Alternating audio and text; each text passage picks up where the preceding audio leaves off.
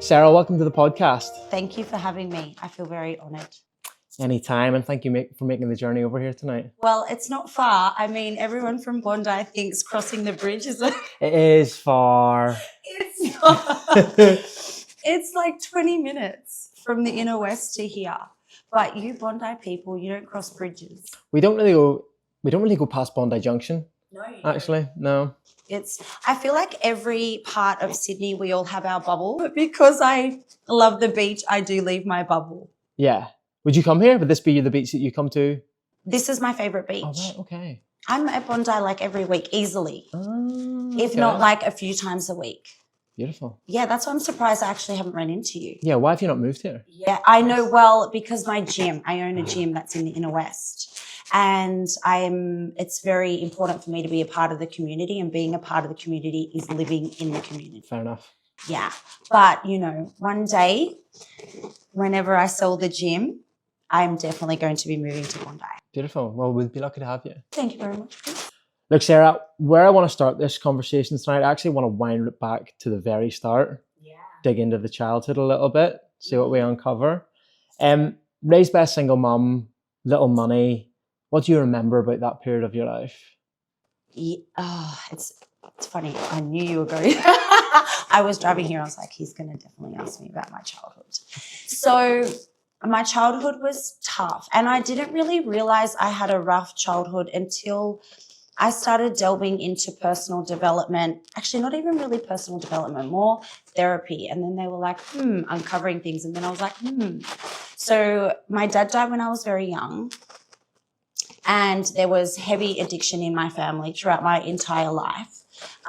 So I lived with that. And as a little girl, I was left alone a lot. So I have a lot of childhood trauma that I have had to deeply work on to kind of integrate those wounds.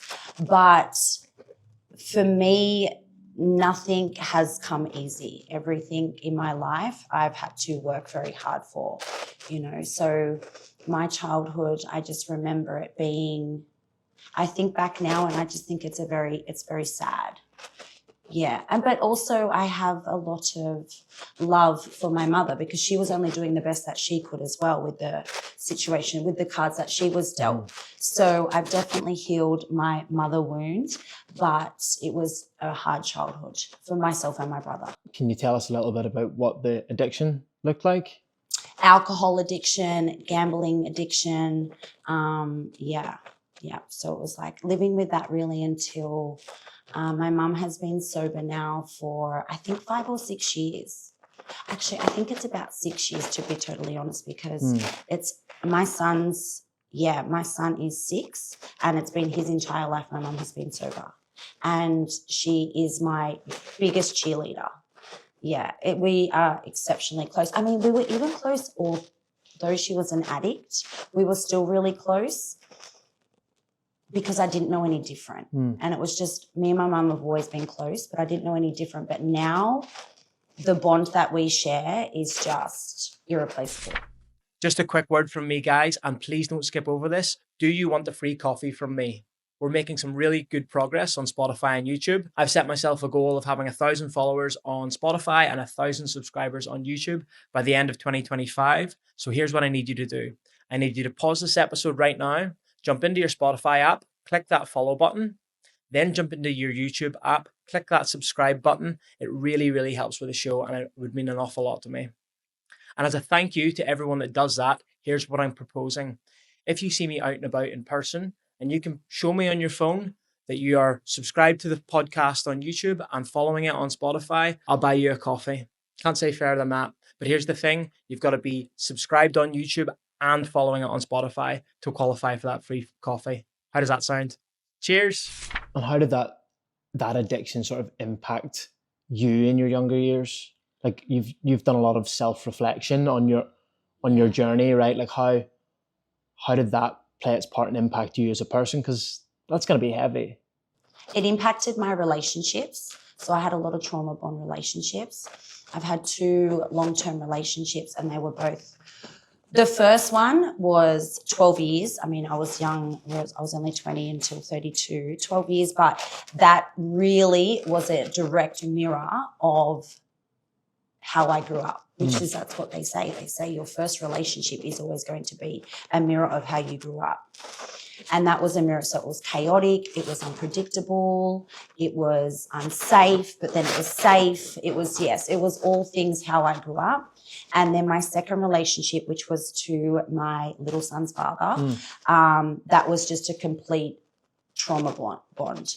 And if anybody doesn't know what trauma bond means, it means it's fucked. Can I swear? Yeah, absolutely. Please do. Trauma bond means fucked. It was a mess. What's the actual definition of trauma bond? Well, trauma bond is when two deeply wounded people come together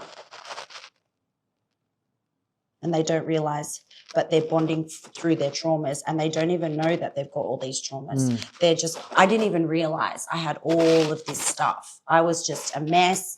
He was a mess. And the whole thing was a disaster. And I fell pregnant 6 months in. Shit. Yeah. So it was, yes. So my childhood, I believe, has made me the successful, driven, ambitious woman that I am today, because I always, I guess, don't want to go back to living that way, but it has deeply impacted my relationships. Yes. And what about not having a father figure on the scene from a young age? Or maybe you did. I don't know if your mum had any relationships, but did that impact you as well? Or? Well, it's funny because my father died when I was 10 and he was a great dad. But it's a really, a lot of people ask me this, and it's funny because I feel like if I lost my mum, I would have been devastated and deeply impacted. But I can live without my dad. But maybe because I lived without my dad for 33 years. So, yeah. So my answer to that is no, I don't feel like I've been impacted by his death. Yeah. Okay. And what about sort of growing up in that environment?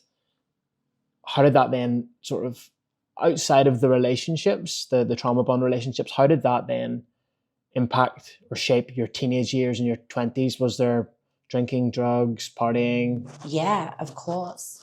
It's funny, I've never been a big drinker. And I honestly believe it's because I grew up with, alcohol addiction in my family. But when I was in my teens, I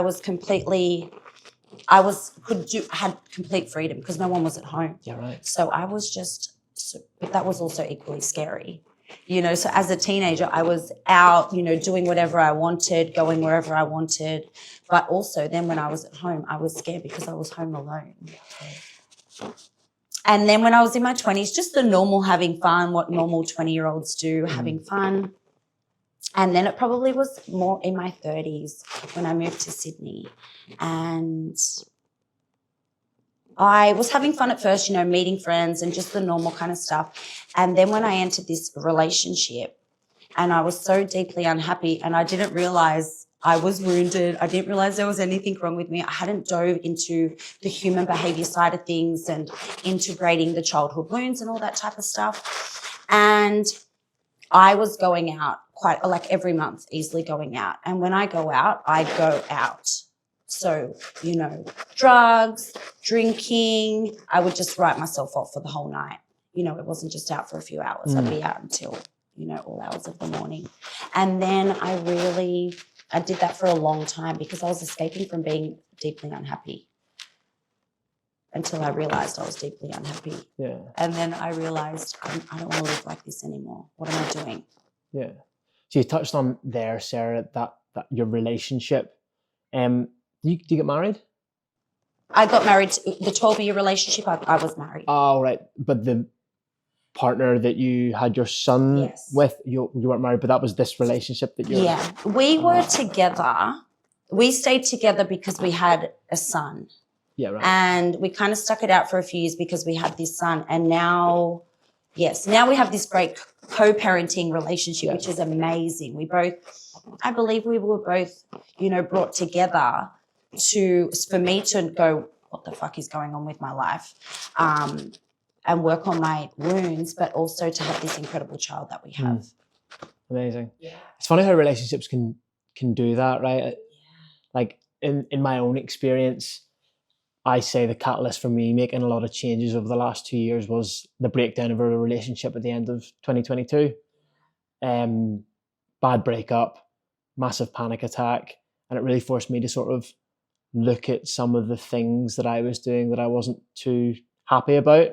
Yes. And that was sort of the catalyst for change for me. So I was actually reflecting on this earlier. I was thinking, like, as horrendous it was an experience to go through all of that, it was such a powerful catalyst for change that 2 or 3 years down the line now, I'm like, thank God I went through that. Because if I didn't go through that and didn't have that relationship experience, I would still be caught in those old patterns. I wouldn't be 2 years off the booze. I wouldn't be doing this podcast. I wouldn't be in a healthy relationship. I would still be doing all that fucking shit that I was doing 2 or 3 years ago that I look back and go, I wasn't proud of that, but fuck. Yeah, you know, and you kind of take yourself out of victim mode. It's one of, you know, when you're in a bad relationship, you're always like, it's them, it's them, it's them. And then when you step back and you really go, hold on, what was my part in this role? And you take yourself out of victim mode, and then you can really see, you know, how you showed up and your stuff.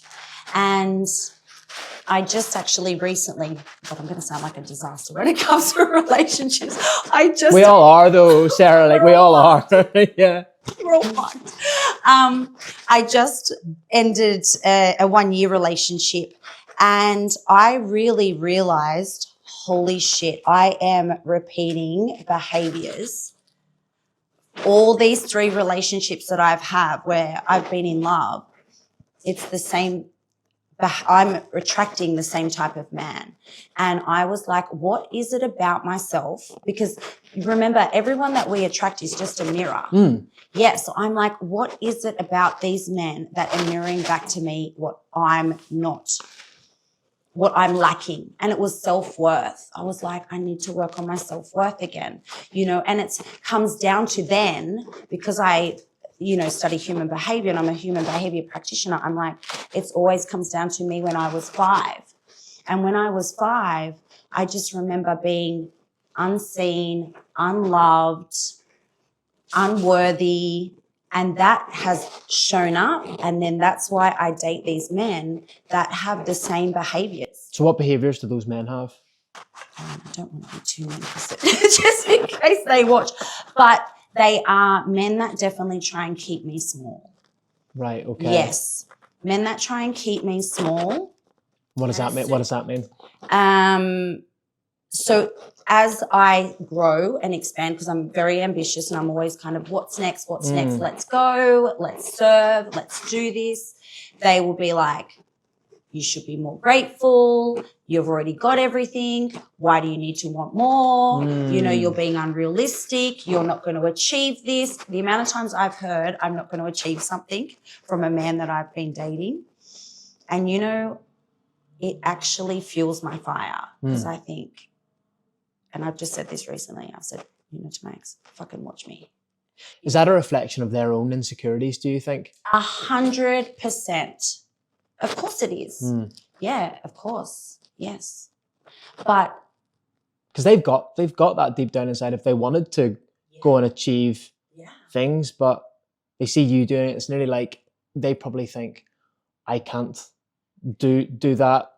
Or what if she gets big and then she leaves, or da-da-da-da-da, and what's going to happen when she does this? And like, you know, what they're used to, anything outside of that, they're threatened by. Yes. Yeah. But it's okay for everyone to be triggered. Like, we're walking triggers. Yeah. We are actually walking triggers, and it's okay to be triggered, but it's going, okay, I'm having a trigger, I've reacted, and then repairing with your partner. But I'm being with men that don't repair, that still go you and can't sit back and go, oh, hold on a second, I was really triggered by, you know, you going to Bali and speaking at an event, or I was really triggered by you hosting something in Thailand, you know. But yeah.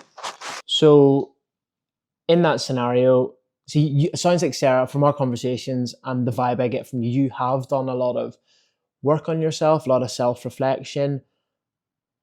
You've just ended a relationship. How long did that last? Was that 1 year? 1 year. So my question to you would be, you've been doing the work for the last 5 years. How did you enter that relationship again? How did you make that mistake again or make that error? I think the way I showed up at the very beginning, I was very people pleasing. It was Christmas holidays and I was happy just taking a break and chilling out and people pleasing. I met this great man and he seemed emotionally intelligent. And when I was triggered, he would always be like, hey, it's okay, calm down. And, he was quite stable in my rock and I was like, oh, this is so attractive in a man. And he led and he organized things and he loved the beach and all these things that I was interested in. And I was really kind of people pleasing at first because I was like, holy shit, this man's fantastic. Everything that I've been manifesting in a man, this is it. So I didn't realize I had fallen into becoming a people pleaser with that. And then so as the relationship goes on and as, the months pass and we come out of the honeymoon phase and we start to show who we really are, and I was like really dove deep back into my work and started saying, hey, that doesn't suit me. These are my needs, wants, and my desires. This is how I'm feeling about something. That's just when everything changed. Everything changed. So what changed? Well, the capacity for him to take on my needs and my wants. Because that pile got bigger? Well, no, I just think also if it didn't suit him, he wasn't interested. So I realized, hold on, actually, I want to be in my feminine. And I want a man to take my feelings into consideration. And I want my needs and what I want to also be honored and come to a compromise, but I can't be in a one-sided relationship.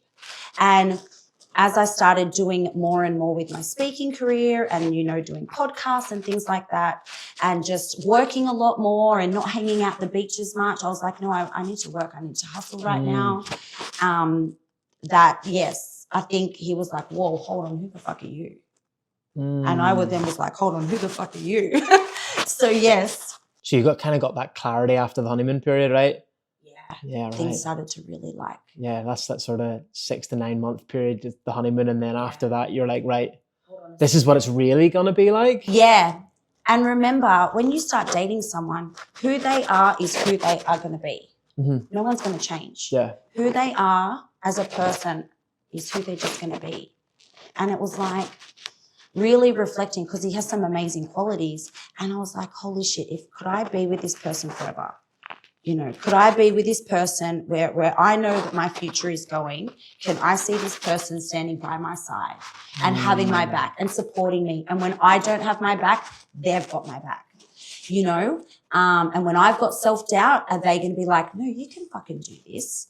Come on, you've got this. Look what you've already achieved. You've got this. And the answer was a firm no. And so that's when I made the decision that this isn't the person for my future.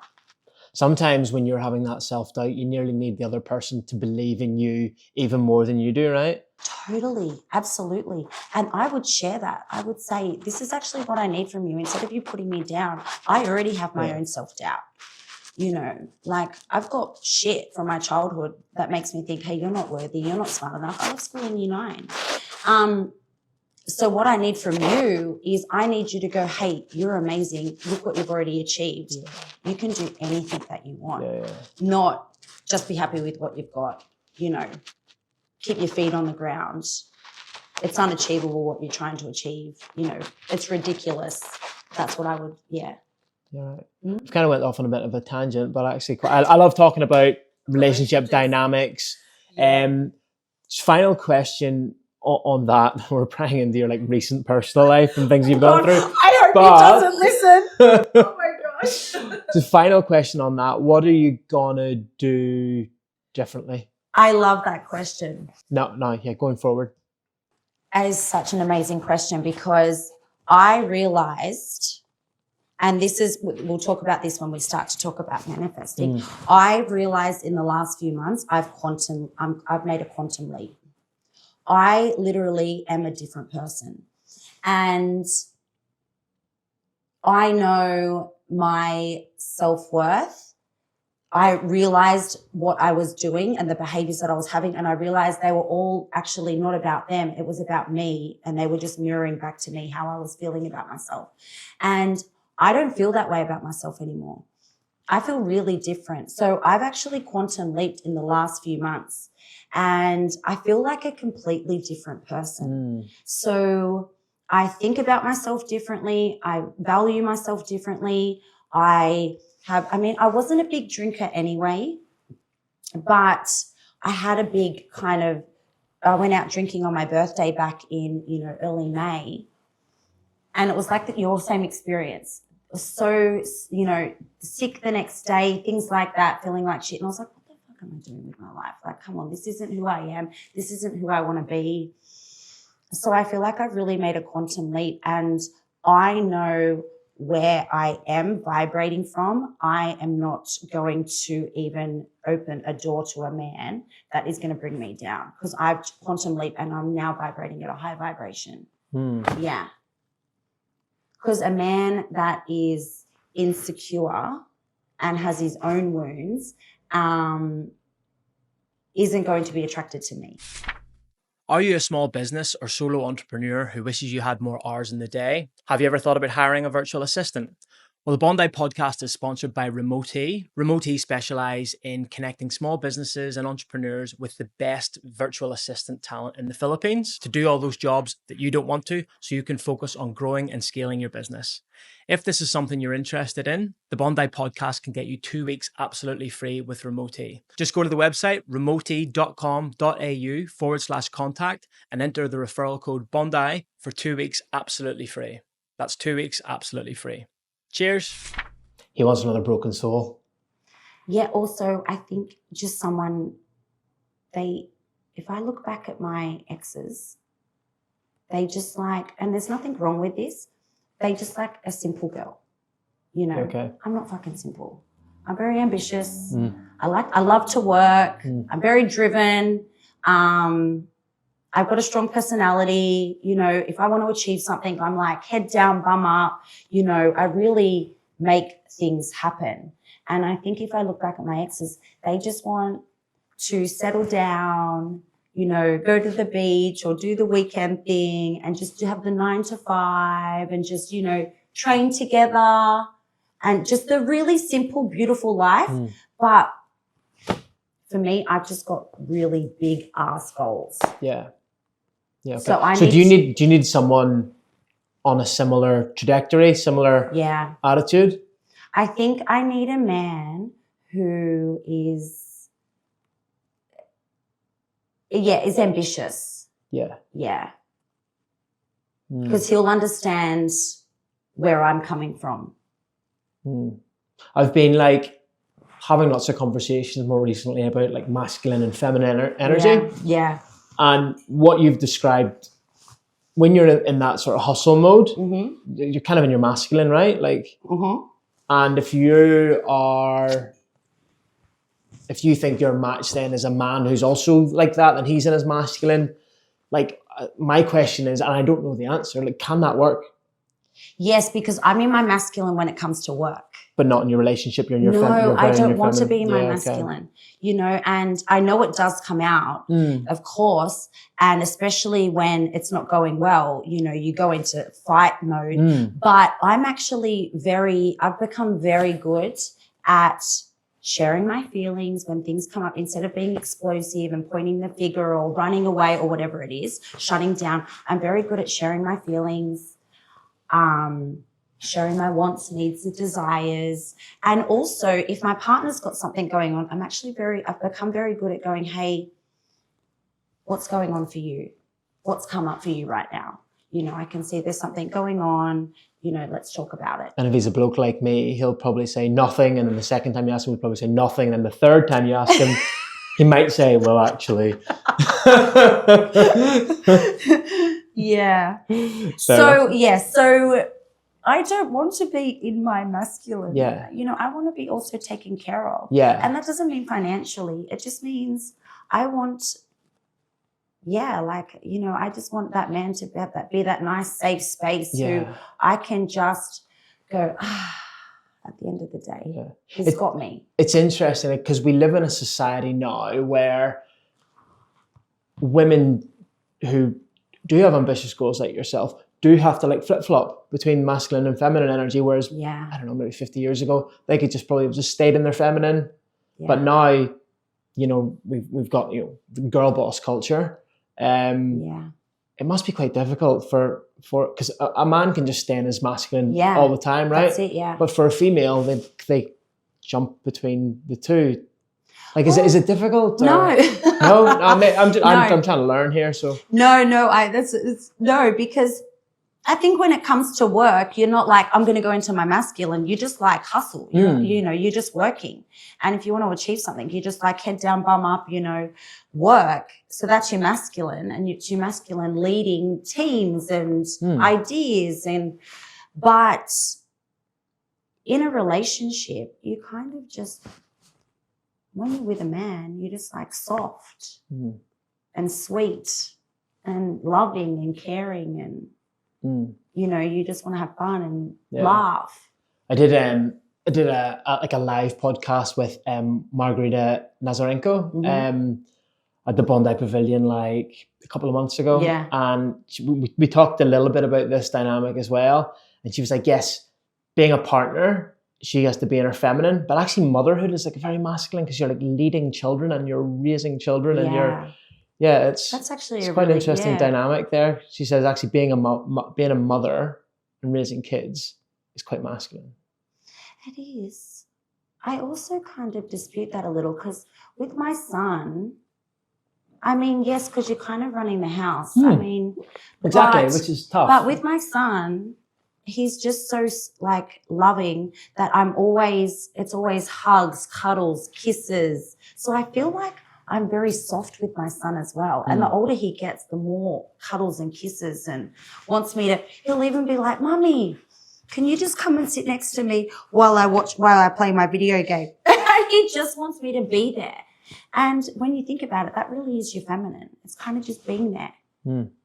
Yeah, maybe there's a transition period, right? Maybe when they're really small and tiny and they need the most protection, that's when you're like... Yeah. I mean, I always say to him, because he gets scared, and I always say to him, you know, don't be scared, like Mummy's got you. But then I'm like, I said to myself, who the fuck has got me though? Who's got me? My two dogs.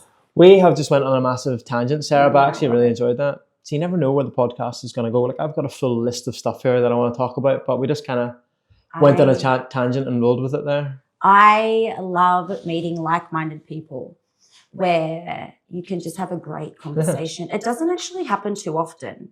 No. Don't you think? Not around the eastern suburbs of Sydney, no. Well, I mean, like even with my friends, I've got some core friends and we can have the most deep, meaningful conversations and we talk about spirituality or triggers and wounds and human behavior. And I'm like, oh, that was the best.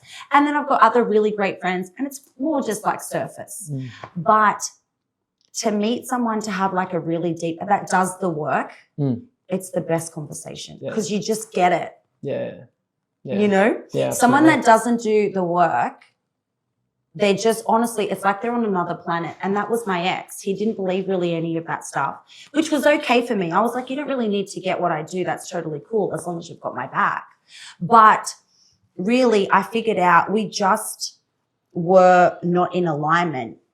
Because if someone doesn't do the work, it's like they're on another planet. Yeah. Imagine, does your partner do? Oh yeah, she meditates as well. She's into spirituality. So there's an alignment there. So imagine if you were dating someone that didn't do any personal development, spirituality practices, nothing, human behavior practices, you would be like, you'd be like an alien to them. Yeah, wouldn't be a good match. No, and that's what I was doing. It's interesting because like I speak to a lot of people who are in a relationship. One of them starts doing a whole load of work, and then like their connection nearly like fades because one has done the work, one hasn't, and they just sort of naturally drift. Yeah. Anyway. That's what I also reckon about my 12-year relationship. I mean, we were kids when we were 20 when we met, but I really started to get into spirituality. And I remember one time he was like, I don't know, like he's like, you're just a completely different person. And I was like, I know. This is great. You nearly both need to go on the journey together. Totally. And if one of you goes on the journey and the other one doesn't, then it's nearly doomed. Yeah. That's interesting. Hey, look, let's circle back. You've listened to a couple of episodes of the podcast, Sarah, so you know that like one of the things that we kind of like to discuss on the podcast is, you know, if the guest has had like a sort of rock bottom moment, but that rock bottom has sort of been like that catalyst for change that we kind of discussed earlier. From speaking with you, I think your turning point moment was probably around 5 years ago when during COVID you were struggling to get out of bed. Is that right? I remember it was, I think we were still in COVID, but I remember waking up one morning and just saying to myself, why get out of bed? My business was closed. And for me, my business is my purpose and passion. And that's your gym? That was my gym. Yeah. Okay. It's before I started my manifestation practice. And the business was closed. I was just in this trauma bond relationship. I was going out every couple of weeks. So obviously all my happy hormones were completely depleted. I was hardly training because it was, you know, my gym was closed and I don't really like to train on my own. And I just remember waking up one morning going, what's the point in getting out of bed? That's how low I was. And I don't remember how long after I just said to myself, actually, I remember I was sitting in my bed. And my partner and I, he was living in the spare room. And I remember sitting in the bed going... Sorry, why was he in the spare room? Oh, just because we were together, I think, just to have our child. We never really had a relationship, to be honest. So there's no intimacy or... Nah, not for a long time. Shit. Yeah. And... How does it get to that stage? Sorry, how does it get to that stage? I don't even know. It just kind of happens, but it's better. It's better having your own room. Yeah, right. Until I remember sitting in my room and I used to shut the door overnight and it was my safe space. And I just was like, am I going to live my life in a loveless relationship like this where, you know, there's not only no sex, there's just no intimacy and there's no love. And then I was like, also, am I going to live my life like this? I was feeling uninspired, unmotivated. By this stage, the gym had reopened. So we were back into COVID, but I just was flatlining everywhere. And then I made the decision to dive back really deep into therapy. So what sort of therapy? I don't know what you would call just, it. Just a normal Just therapist. a normal therapist? Yeah. Nothing woo-woo at this stage? Like, no, okay. just the normal therapy. I was like, I'm not going to live like this anymore. You know, we get one life and I'm not doing this. So back into therapy and then I went and What came up in the therapy? Well, I mean, it was just really great to kind of talk to someone. And she would always just say what a fucking shit my ex was. So that was just really good to have someone honor that I was in a really bad relationship and it's okay for me to leave, you know, and things can be better. It was just nice to talk to someone because I felt really lonely as well because my friends had moved out of Sydney and I just felt really lonely at that time. And I actually went to a breathwork workshop because I started getting back into the things that I love to do. And I did this breathwork workshop with these two amazing souls who I'm still friends with today. We actually just did a collab recently. And I remember they hosted this workshop and it was before breathwork was even a thing. Okay, so this was years ago.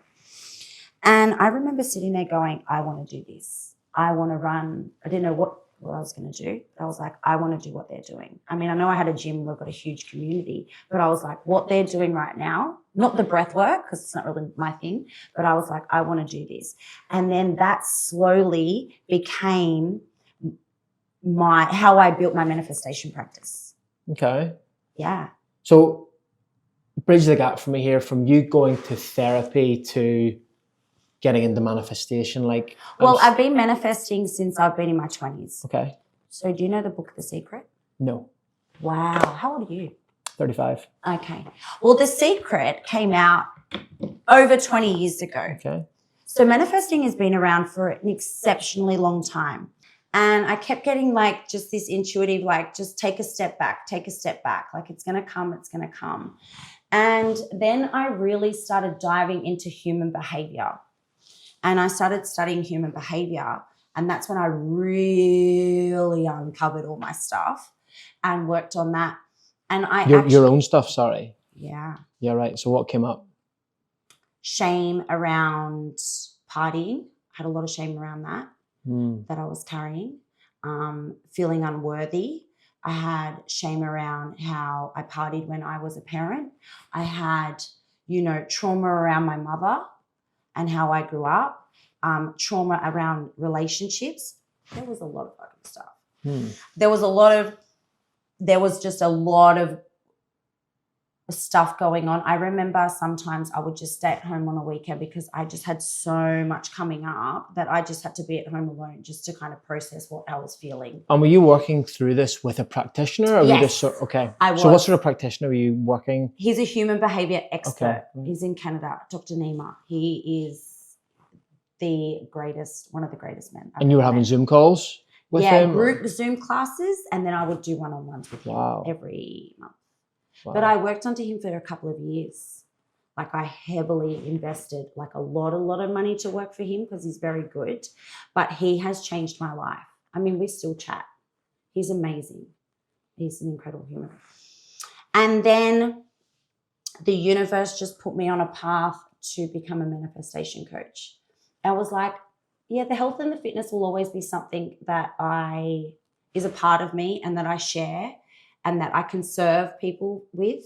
But the manifesting is where I just it really can change people's lives. So there was like a conscious decision from you at one point there to go, shit, this really has helped me. I want to sort of share that gift with other women. Yeah. And were you a coach? Sorry, like, I know you were a gym owner, Sarah. Were you a coach as well? Were you training people? Or? Oh yeah, look, because I've had this gym in Sydney for a decade, and then previously the previous one was for 5 years. This gym for a decade, I coach one class, and I think we run about 70 classes. Yeah, right. Because I've got a full team. We're very established. And if I take any classes off my coaches, then they lose hours. Yeah. But also, I don't want to coach classes. I like to be there. I go in and train. I chat with everyone. Yeah. And then I'm at home and I work on the business from home. So what the reason I sort of asked that, Sarah, is like sort of just, you probably come from a coaching background, right? So I was just trying to think, this is just an extension to your role as a coach beyond just exercise and diet, right? This is... Well, everything we do leads us up to where we are. Everything is just a stepping stone to where we are. And I think, the coaching, the talking, the speaking in front of a lot of people, our classes are 30, 40 people per class. Everything that I have done has just been a stepping stone to get me one step further. And when I started the coaching practice, I launched it by hosting an online masterclass. I was so fucking nervous. Like, I couldn't believe how nervous I was to host on Zoom because I'd never done it before. I was used to talking to people, and I was also talking about a subject that I don't usually teach. I practice it myself for 20 years, but something that I don't teach. So yes. Actually, no, I'll say something later when we talk about manifesting. Fair enough. So yeah, you made that conscious decision. You've wanted to help women heal unaddressed trauma. Like, what sort of trauma usually comes up for not necessarily your own experience, but like more generally helping women? We'll take a step back. To really explain that question, it's learning the fundamentals of manifesting. So can I tell you step one? Because then that's going to kind of explain. Yeah, so this is like your 4-step manifestation framework. So let's just get into that. Because then I'm going to tell you how human behavior you need to do the human behavior side of things to manifest. Yeah. So number one is clarity. When it comes to manifesting, We can manifest anything that we want. There's the science, it's science backed now. So anything that you desire, it's actually yours to take. Okay? So that there's a 4-step formula that I have created and that I live my life by. And number 1 is clarity, because people often think that they know what they want, but they actually don't. You know, you're kind of like, yeah, I want more money. Yeah, I don't really love my job. I'd like to do something else. Yeah, I'm not really happy with my body. Yeah, you know, I'm probably not really happy in this relationship. But it's like, get really fucking clear on what it is you want. Like, how much money do you want to earn per month? How much money do you want to earn per year? What does your dream job, what would you love to do in the morning? Like, when you get up in the morning, where do you want to go? What does that look like? What does that job look like? And, you know, exactly, how do you feel about your body? What does your body look like? What type of clothes are you wearing? So people think that they know what they want, but I've worked with a lot of people and they never do. So step 1 is clarity. So how do you help them get clarity? I take them through a really beautiful manifestation or visualization practice, but I take them, you know, wherever it kind of takes me as well. Maybe I might take you into a cave, and I kind of get you into your body through breath work, and I take you, you're in your body and your nervous system's regulated, and I take you on this beautiful journey, and then you enter this cave, and in your cave, everything is there that you desire. And I take them through, you know, this beautiful journey that might go for 10, 15 minutes. And in there is, and I get really specific, like, where do you live? When you wake up in the morning, what are you doing? What does your morning routine look like? How do you spend your nights? Who do you wake up next to? How do you spend your Sunday mornings? What do you look like? What clothes are you wearing? What are you eating? You know, how do you nourish your body? How much money is in your bank account? You know, what kind of car do you drive? Where do you go on holidays? Do you have children? What do they look like? You know, I get really, really specific. And people come out of that and they go, wow, like, that's incredible. Because everything in your dream cave, for example, is actually your destiny. Everything we dream is in our life path. That's why we all have different dreams. You know, I dream of being, you know, on stage in front of thousands of people, and I know I'm going to change the world. And I know that I'm going to, you know, I dream of being on stage with Joe Dispenza, because that's my destiny. You know, you probably have a completely different dream. So number 1 is clarity. Okay. Can I move on to number 2? Please do. Number 2 is rewiring your subconscious mind. Do you know much about manifesting? Not really, no. Let's just pretend, no. Let's just go, I no. love this though. This is good. So number 2 is about rewiring your subconscious. See, we're 95% unconscious, 5% conscious. So your 95% is ruling your reality. Your 95% is trauma, conditioning, programming. Everything that's happened in your past is stored in your brain, and you don't even realize that is what is creating your reality every single day. If you don't become aware of that and rewire it, then you are going to be on this hamster wheel of, yeah, you might achieve your dream. You might slowly start to lose weight and feel amazing and really go, oh my God, I'm loving my body. And then you just go straight back to the way you were, because you have unconscious thoughts that are ruling your life. Bondi Podcast listeners, this episode is sponsored by Chief Nutrition. Chief Nutrition specialise in healthy, nutritious snacks that cut the crap. My personal favourite is the collagen protein bar, which I have every day. And good news, Bondi Podcast listeners get 10% off all Chief Nutrition products when they order online. And we've got a discount code for you right there in the show notes. So go and use that, go and check out the website and let me know what you think. Cheers. So how do you become aware of them? Let me give you an example of that. And so Always, by the way. So when I work with clients,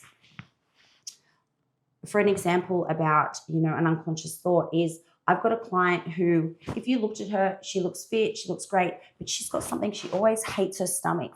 I've worked with her for a really long time, and she hates her stomach. And so when I did an integration with her, and I take her deep into a meditation integration, get her into her body, and I take her down, how old do you feel, blah, blah, blah, blah. It was a girl when they're in primary school, when she was 7, said to her, "You've got a fat stomach." And she didn't even realize that was stored subconsciously in her brain. So that's why she's forever fanatical about her stomach and thinks that she's constantly got this fat stomach, which she doesn't at all. But she didn't realize that she had this stored memory of this girl that at 7 years old said, "You've got a fat stomach," when they're in their swimmers, when they're swimming in their backyard in their pool. So how you uncover what's there, I always refer to it like the back of your head. It's actually quite easy. Say you've got a goal. So say you choose one manifestation, something big, okay? And then you really see that visualization. And then you go, how do I actually, when I think about achieving that, what comes up? I can't do it. I'm not smart enough. I'm not worthy. You really start to go and you write it down and you're like, holy shit. These are things that are stored in my subconscious that are stopping me from achieving my goals. And how to rewire it, a really basic way of rewiring is simply reverse the affirmation. So what do you mean by that?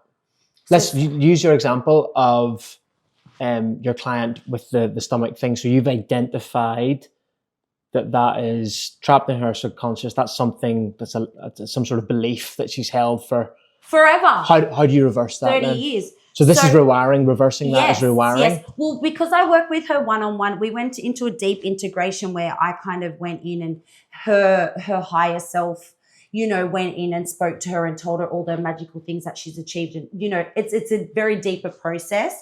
But just for everyone that's listening, just to keep the practice at home, a really simple way is to go, what is my manifestation? And then when I think about achieving that, what comes up? Write those things down and say it's, I'm not smart enough, or I can't do it. Okay. So I've got, I can't do this, or it's too hard. It's too hard. It's unachievable. It's just too hard. So reverse that. I love doing hard things. I can do anything I set my mind to. You reverse, you reframe it to the opposite. Now you're ready, what you do with that? Then you need to rewire, you need to repeat something 400 times to rewire. Out loud or in your head? Whatever. Right? Yeah. I mean, whatever you want to do. Okay. Why 400? That's just the science. Okay. So every morning I've got a really beautiful practice where every single morning, the first thing I do, because to rewire, it's what we think, it's what we speak, it's what we write, and it's what we read. Okay. So every morning I lie in bed, and I learned this from Joe Dispenza, and I spend at least 3 to 5 minutes and I visualize. I play out what I want to achieve, and I play it out in my head, and I visualize. Then I sit up and I grab my journal and I write my mantras. Okay, write my mantras. So what are your just mantras? 2 minutes. My mantras at the moment, if Catherine Zankina can do it, so can I. She's a really big manifestation coach. And so I'm like, if she can do it, so can I. And I also I've got lots. I love doing hard things, I've also got I'm worthy. That's a really big one for me because my little 5-year-old that wasn't loved. I am worthy. And so I write them out, just like a couple of minutes of writing them out. And I've also got Post-it notes. There's one on my bathroom. There's one on my computer. So every time I'm in my bathroom or I'm on my computer, I just read them and I'm just slowly rewiring. That's how really easy it is to rewire. But you have to become aware of what's going on behind there. Mm. So let me ask you, what's your biggest goal? Manifestation. Biggest goal? Yeah. I would love this podcast to be the top podcast in Australia. Yes, I knew. Because I was thinking about you when I was driving over. So if you think about that, and I'm going to kind of put you on the spot. If you really think about that, Chris, being the number one podcast in Australia, what comes to your mind? What do you immediately think? I'm like picturing something, but are you asking me what I'm picturing, or what like thought comes to my head? What thought comes to your head? I think it sounds like a big goal. Yeah, and it'll be difficult. Yep. So it's difficult. It's too big. It'll take a long time. It'll take a fucking long time. It'll take a lot of effort. It's going to take a lot of effort. Maybe a little bit of luck. You got to be lucky. Yeah. That's actually all your unconscious thoughts that are holding you back. But I'm telling you, if you really dove deep into what caused them, it would be something from your childhood, by the way, that has made you think. Someone has said to you, you've got to be lucky to do that. But anyway, that's a completely different podcast. But so what you can do is all the things that you have just said to me, write them down, get it out, become aware of it, reframe it. So how would I reframe the... Give me one. The lucky one. Like, you've got to be lucky? Yeah. Well, I mean, no, you've just got to work hard. And I love to work hard. Yeah.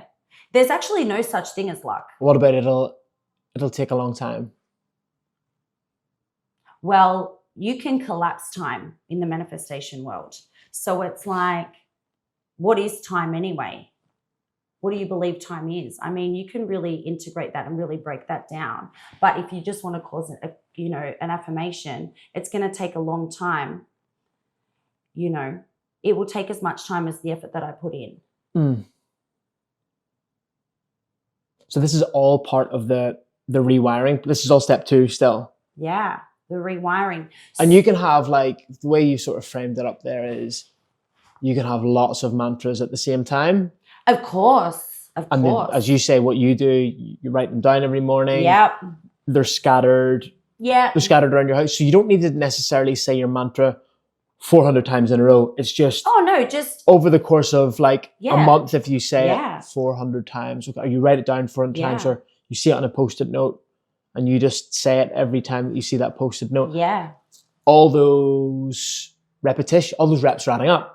It's like training. It's like reps at the gym. Yeah, it's like training. The more reps you put in, the bigger your muscles get. It's just doing the internal work. So how will you know when the rewiring process has completed? You'll notice because magic starts to show up in your life. What does that look like? You getting higher ratings on podcast. You starting to be seen more. You going up in the Spotify chart. You getting more and more people following. Like, magic starts to appear because you've started vibrating at a higher level, which I'm going to talk about because that's one of the steps. But magic starts to appear in your life because you're completely rewiring. Yes. We are the ones that actually hold ourselves back. But it's because we are 95% unconscious, and it's from all of our shit and our life experiences. It's only our limiting beliefs that actually hold us back. Anybody can do anything. Anything. But if we don't believe it, then it's never going to happen. So that's why you've got to really become aware of it. So clarity. Rewiring. Step 3. Do the work. Okay, yes, this is we chatted about this a little bit, right? And this is that combination of is this the combination of manifesting but like action as well, actually taking some action? You have to do the work. Yeah. I mean, listen, guys, if you want to succeed and get somewhere in life, you need to do the fucking work. Like there's times where, you'll catch me like yesterday, I wasn't really feeling myself. I just was feeling a bit run down. I just read a book. Like I did the basics and then I just kicked back and read a book on my couch. But when I need to do the work, I do the work. It's like, and don't do it half-assed. Do it with conviction. Give it your 100%. So do the work is systemized. It's, having a plan, creating a to-do list the night before you go to bed. Because there's like stats that show if you create a to-do list the night before, you're so much more, all that type of stuff. Getting up earlier, like wake up an hour fucking earlier if you need to. If you're like, I don't have any time to work on my passion or my dream, get up earlier. I mean, don't run yourself into the ground, but hustle when you need to hustle and do the work, So number 3 is just do the work. Do it with conviction. Give it your 100%. So I think a lot of people, myself, right? I'm just going to talk about myself here. I will, you've outlined 3 pretty clear steps there, right? Yeah. And the third one is like, that's probably where I spend a lot of my time, right? I have step 1, clarity. Yeah, I have rough clarity. Yep. Don't do step 2, don't do the rewiring. Yep. But then I just go like all in on the do the work, the action, the do the things, right? What is the danger in sort of not having absolute clarity in step 1, not going through step 2, but just pouring it all into step 3 and just then hoping it sort of works out? I have to tell you, I thought about you.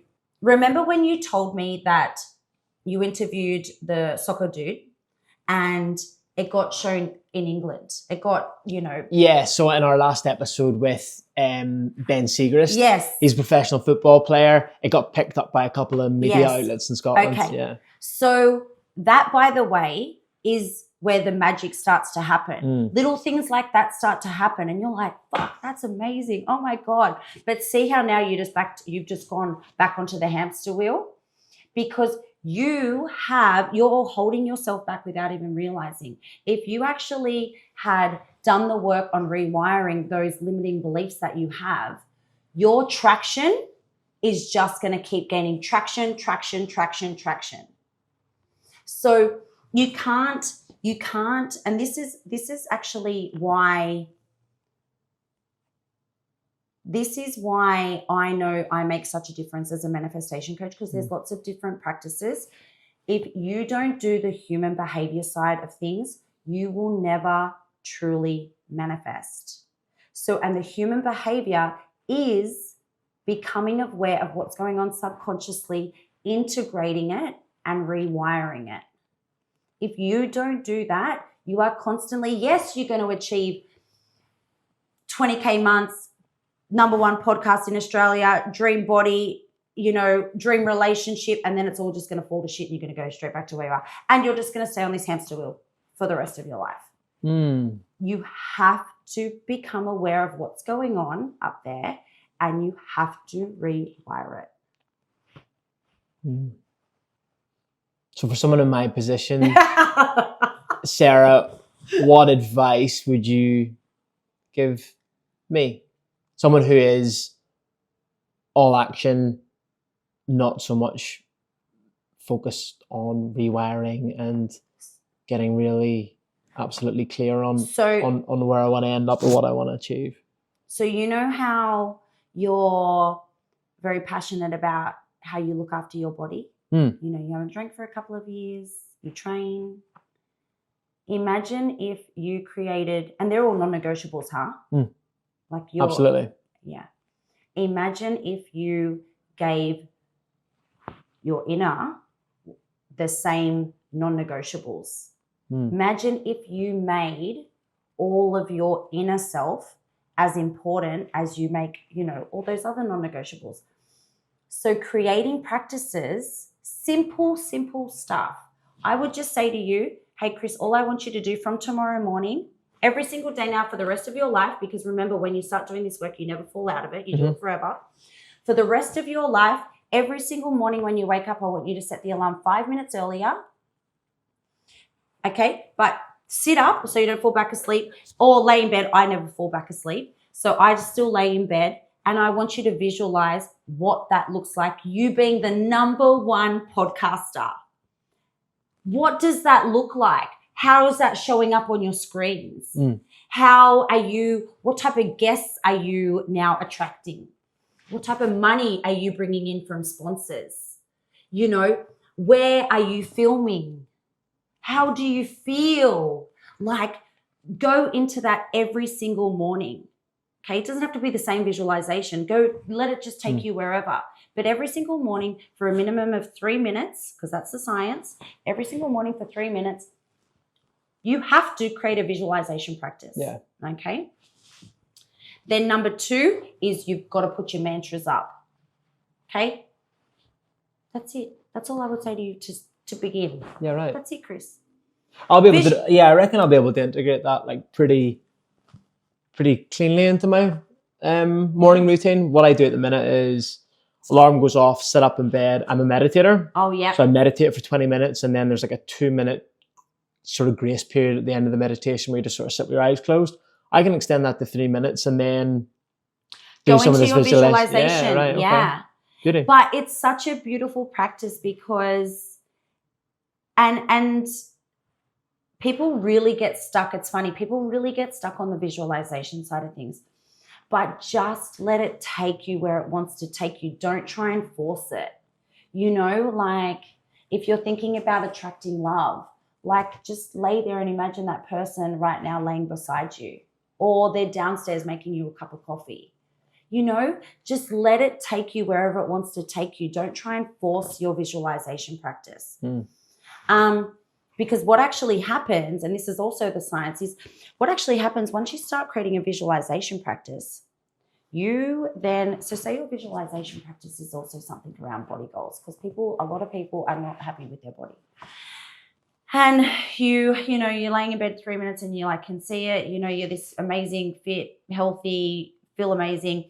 You're going to get up and you're going to make better choices throughout your day. It just becomes like compounding.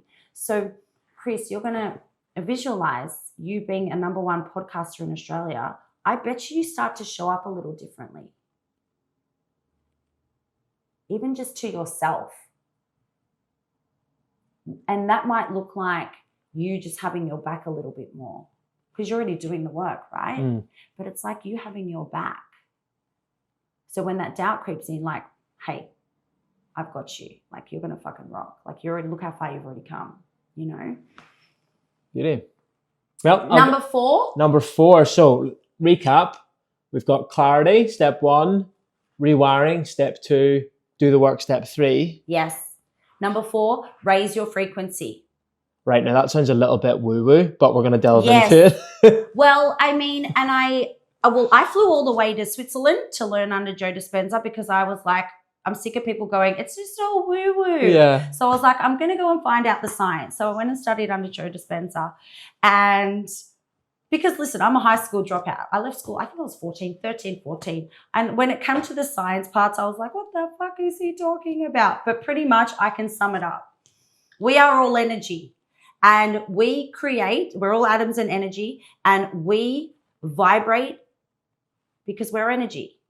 We vibrate and we attract back the same energy. Manifesting is actually a game of science.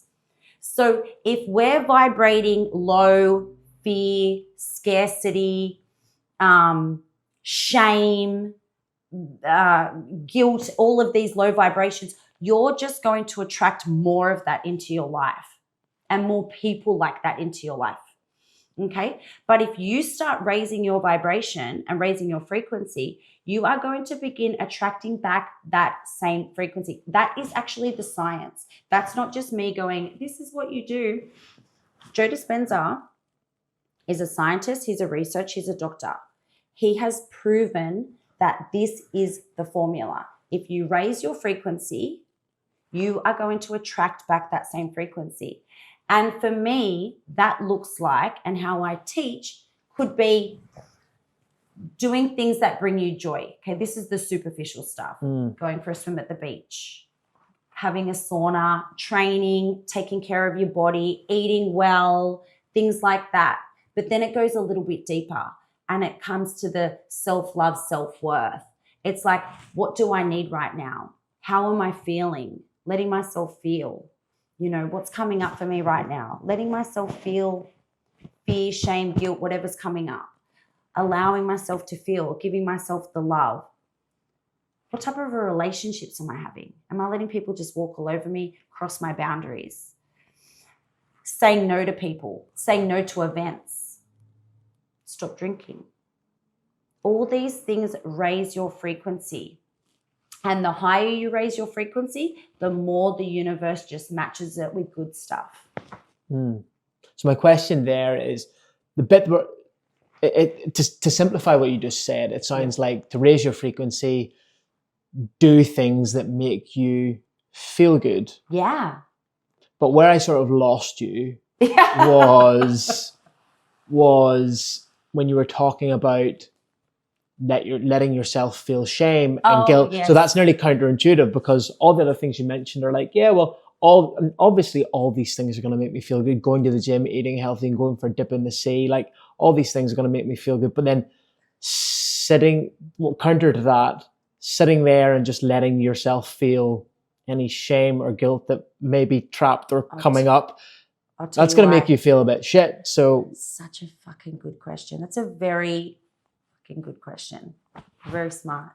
And the reason why feeling even the really parts we don't want to feel is because usually when we have stuff going on, fear, scarcity, sadness, loneliness, shame, we just go, oh, it'll be okay. Like, just don't think about it. Just let's go for a swim in the ocean and forget about it. But that part of you is a part of you. It's a part of you. And instead of letting it bury it and just going for a swim in the ocean, it's never going to be buried. That is only just going to store subconsciously or manifest into something bigger or come out in some other way. So allowing yourself to feel. So, recently I've gone through the breakup and I was sad. So I let myself feel the sadness. I had fear come up. Oh my God, am I going to be alone forever? Like, I'm 43, fuck. And really letting myself feel that fear, like playing that out, feeling the fear. Did I fuck up? Like really going into it. Because when you don't allow yourself to feel, you're gaslighting yourself. So we manifest from our core. So if we're gaslighting our emotions, good, bad, whatever they are, that's not our true essence. Our true essence is happiness, joy, pleasure, but also shame, fear, scarcity, loneliness, sadness. So let it come up. Yeah. And I tell my clients, I always get them to visualize in the morning and start the day off with a beautiful visualization. But I say to my clients, feel the pit. I call it feeling the pit. And it's overnight. Or it could be even of a morning. You've got something big going on. Like, I just went through an 18-month litigation with my landlords. They were trying to fight me out of my 10-year lease, okay? At the gym? Yep. Fighting me out of my next 10 years. So I fought back with everything I had. And I had a lot of fear coming up over that time because, the money that I spent would have been a deposit for a home. The uncertainty, I didn't know if I was going to win. So not only if I lose, I've just lost all of this money, and I've also lost my gym, which is my business. And it's not only puts the roof over mine and my son's head, it's my love, So during that process, I had a lot of fear come up. And I just remember, instead of going, everything's going to be okay, which actually I knew because I always intuitively knew everything was going to be okay. I also, on the days where I was really worried, I let myself feel that worry and I let it play out in my head. Okay, what if you lose? Feel that. It's okay to feel that. Like, feel that. Feel that. Where does that feel bad? Where does that feel constricted? You've got to let yourself feel. This is sort of like, just to delve in that scenario a little bit, I'm always curious, like you've said you have that firm belief and everything's going to be all right, and you strike me as someone who sort of believes in like the universe is sending you signals. And why do you, like, that's obviously that sounds like a horrendous thing that you've had to go through with all tough. that. Like, why do you think the universe threw you that curveball? Like, what, coming out the other end of it now, like, why, you reflect on it, why? I had a download. I was making a coffee one morning, and I remember I ended up calling my mum, and I was like, I know why I'm going through the litigation. I've learned why I'm going through the litigation. And I deeply believe I'm intuitive, and I'm very connected to the universe and to angels specifically. And they talk to me, and I can hear it, their distinct voice. I was making a coffee, and I got it. And I hadn't been thinking, why am I going through this? But it automatically just came to me, and it was to teach you about money. Because I come from no money, but I've been a high income earner. Like, the gym does quite well. I drive a beautiful, luxury car. I've got a beautiful home. I look after myself. I don't take money from anyone else. And I spend money like it's going out of fashion.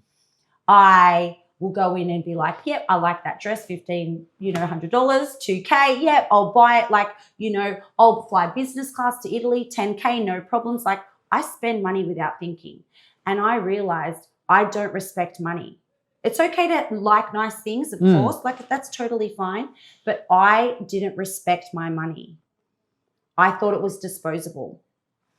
And the lesson that came to me was, you need to because then all of a sudden I went through this litigation, and it was like, from 30K, 40K, 50, 60, 70, up to 170K. Like, I started to go, oh my God. Like, I started for the first time in a very, very long time worry about money. Like, what happens if I lose not only my business, but my savings is gone? I'm fucked. And it made me go, we've put you through this litigation so you can respect money, because you're going to become so wildly fucking successful, and you're going to be earning millions and millions of dollars. And if we don't teach you this lesson, you're going to be a disaster with your money. So we're teaching you this lesson now to respect your money, so then you know how to handle what's coming for you. I swear. It gives me goosebumps when I think about it. And I called my mum, and I was like, I know why I'm going through litigation. And she was like, wow. So now how I show up when it comes to money, so now I've uncovered that. I have a mantra. So I've got Post-it notes. I respect all of my money. And now, instead of ordering Uber Eats, I'll drive. I mean, it's like $5, but the shop's like, I flew economy home from Europe, where usually I would fly business. I was like, why would I spend all of that money? When I went to Bali for 2 days just to speak at an event, I flew economy. I was like, Sarah, don't be ridiculous. Like, it's 6 hours. Why spend, at that, I think it was 5K or something to, fly business for 6 hours. And I was like, you're going there for 2 days. Just, I've just really started. And, do you really need 100 pair of shoes? No, you don't need that 100 pair of shoes. Like, I've just started respecting my money and knowing what's coming in, what's going out. Do I really need that? And just having a lot of respect around money. Beauty. Yeah. Yeah. I was hoping there'd be a good answer to that question, to be perfectly honest with you. Was that good? Yeah. No, I was hoping, like, I'm a bit of a believer as well in like the universe puts you through these things. Yes. And they might be difficult, and you might ask why, but with a bit of time to reflect, you usually go, oh, that's why. Yeah. That's why that happened. So I wanted to know if... Yeah. Because that sounds like a big fucking ordeal, and I wanted to know if there was any takeaways off the back of it for you, but that's a good one. Yeah. No, that was my biggest takeaway. And also, fight for what's fair, and fight, fight for yourself. Fucking Sydney landlords, eh? Yeah, but it was funny because, fucking anyway, the next day They called me and they're like, you're an inspiration to women. You should be so proud. And I thought, oh, fuck you. Anyway. Let's hope they don't listen to this then. Sarah, look, we've touched on you a little bit. We've not really touched on you in much detail as a mum as part of this chat. How are you different as a mother now, post all this sort of manifestation, compared to say like 5 years ago when you couldn't get out of bed? Well, because I am more regulated and I'm not just this walking trigger, it's all about, nervous system regulation and I know when I'm in a trigger. So when it comes to parenting, if my son does something and I'm feeling triggered or explosive, I quick smart can integrate that, repair with myself first.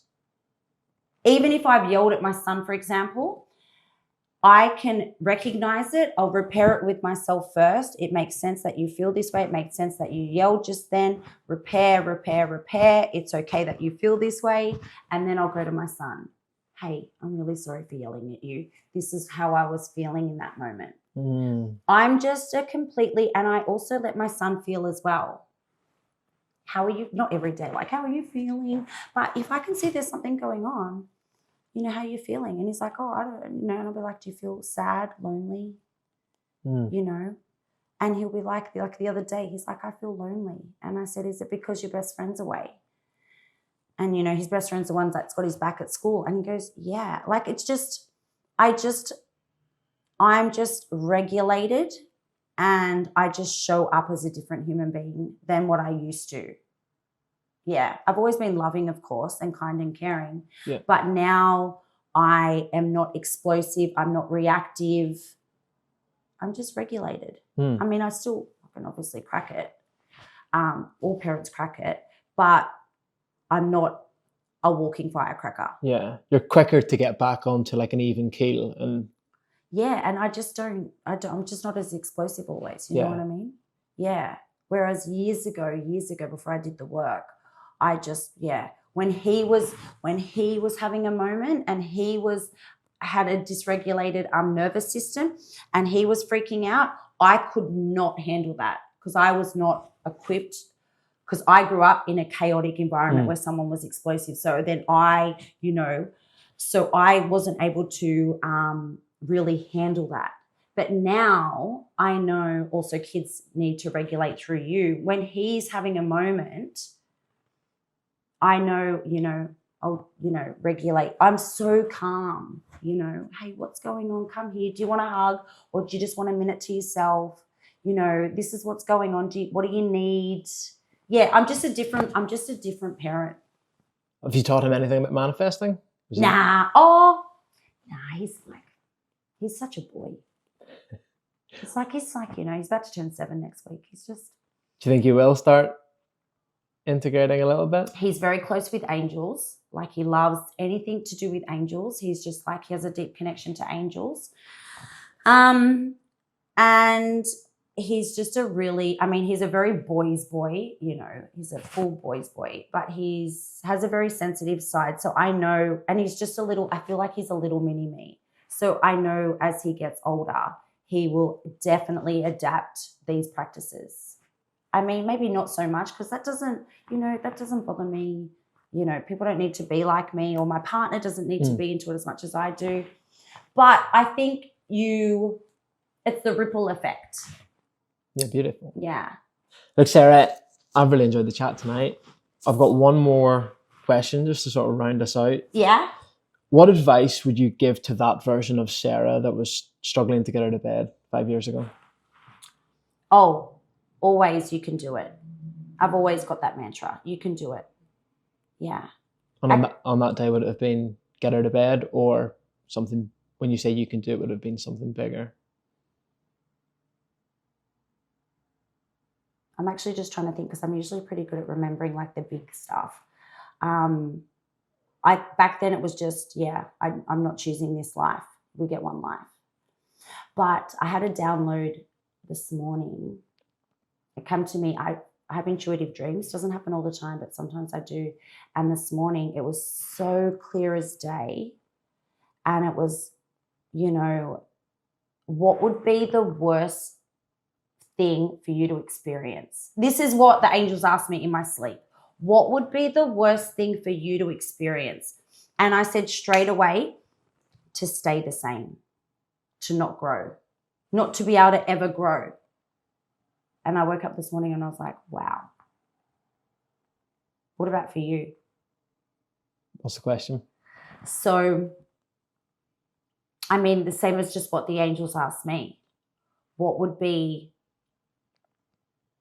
your worst case scenario? What would be my worst case scenario? Yeah, status quo of doing something every day that I'm not truly passionate about. Yeah. Good place to leave it. So good. Thank you very much, Sarah. My gosh, my pleasure. I've really enjoyed that. Thank you for coming on. Thank you so much.